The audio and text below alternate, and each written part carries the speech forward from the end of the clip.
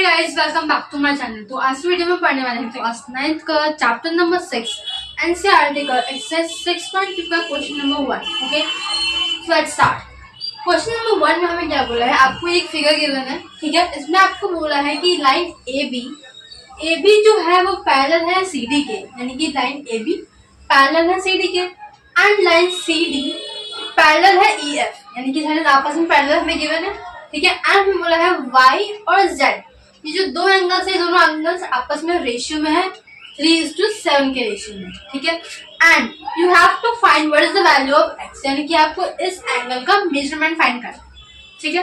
देखिए, ऐसे क्वेश्चन को सॉल्व करने के लिए जो भी इम्पोर्टेंट था वो हम फर्स्ट इंट्रोडक्शन में पढ़ चुके हैं, फर्स्ट वीडियो चैप्टर की इंट्रोडक्शन वाले में पढ़ चुके हैं कि अगर लाइंस हमें पैरेलल गिवन हो और एक लाइन ऐसी यानी कि ट्रांसवर्सल लाइन गिवन हो तो करस्पॉन्डिंग एंगल्स आपस में इक्वल होते हैं, अल्टरनेट इंटीरियर एंगल आपस में इक्वल होते हैं, अल्टरनेट एक्सटीरियर एंगल आपस में इक्वल होते हैं, ठीक है। And angles on the same side of transversal का सम जो है वो 1 डिग्री होता है, इतना हम लोग पढ़ चुके हैं, ठीक है। अब देखिए, जब भी आपको रेशियो वाले क्वेश्चन गिवन होते हैं तब ये सिंपल सॉल्व नहीं होते, इनको पहले हमें किसी भी एक वेरिएबल को लेके करना पड़ता है, ठीक है। So let's start. Like suppose इस वाले में हम लोग मान लेते हैं जैसे कि आपको y और z जो रेशियो में गिवन थे विच इज 3 और 7 के रेशियो में गिवन थे, ठीक है।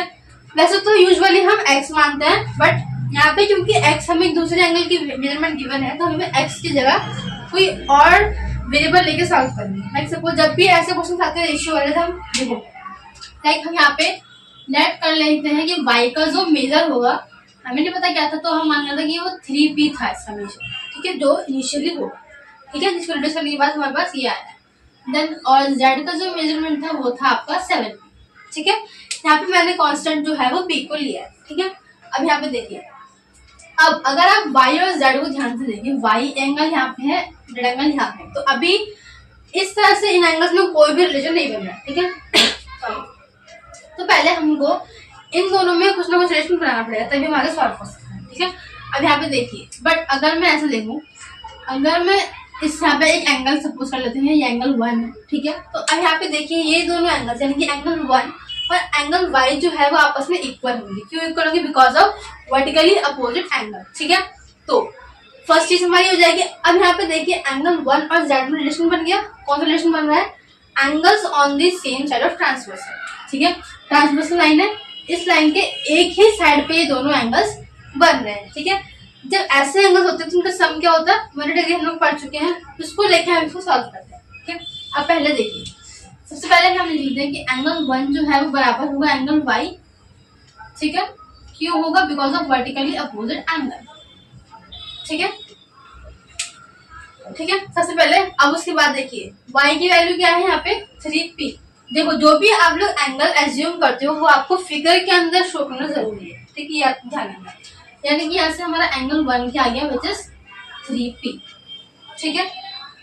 एंगल 1 हमारा यहाँ पे आ गया। अब यहाँ पे देखिए एंगल 1 प्लस एंगल z कितना हुआ? 1 डिग्री। अभी हमने पढ़ा, ठीक है, तो वही करते हैं, angle 1 plus angle z is equal to 1 degree.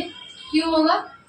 Angles on the, जो भी प्रॉपर्टी आप लोग अप्लाई कर रहे हो वो आप लिखोगे जरूर, ठीक है। Angles on the same side of transversal, ये जो एंगल्स बन रहे हैं वो ट्रांसवर्सल लाइन के एक ही साइड पे बन रहे हैं, ठीक है।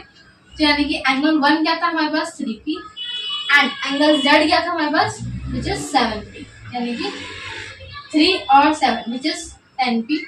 यानी कि यहाँ से आपकी p की जो वैल्यू आई है विच इज, p की वैल्यू क्या आई विच इज 18 डिग्री, ठीक है।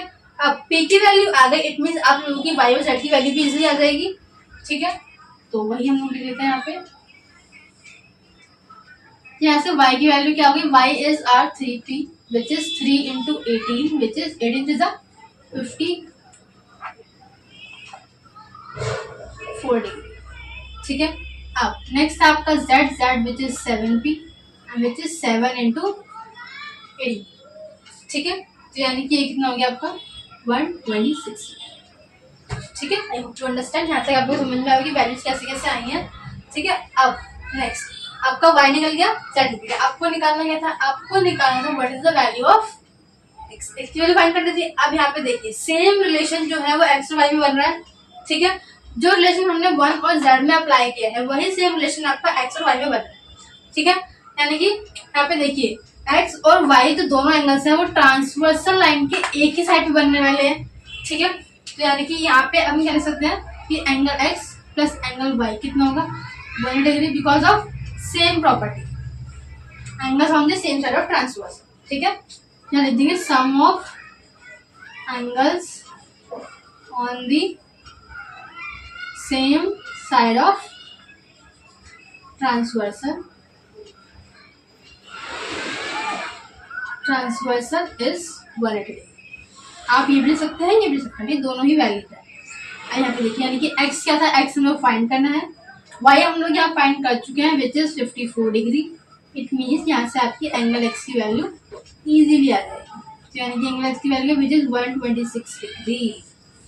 I hope to understand. देखिए आपको ये फिगर गिवन थी, आपको एक चीज याद रखनी है, जितनी भी प्रॉपर्टीज मैंने बताई वो तभी एप्लीकेबल होती है जब जो लाइंस आपको गिवन है वो पैरेलल हो, अदरवाइज इनमें से कोई भी प्रॉपर्टी एप्लीकेबल नहीं हो, ठीक है।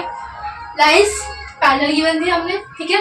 एक्स वाई और जेड हमें 3 दिए हुए थे वेरिएबल्स, 3 एंगल्स दिए हुए थे, ठीक है। हमने क्या किया सबसे पहले, और वाई जेड जो है वो दोनों रेशियो में गिवन थे, रेशियो में गिवन थे, पहले हमने उन दोनों को लेट कर लिया, देन हमने इस एंगल को 1 मान के इनमें रिलेशन क्रिएट करके उसके बाद हमने इनकी वैल्यूज को फाइंड किया।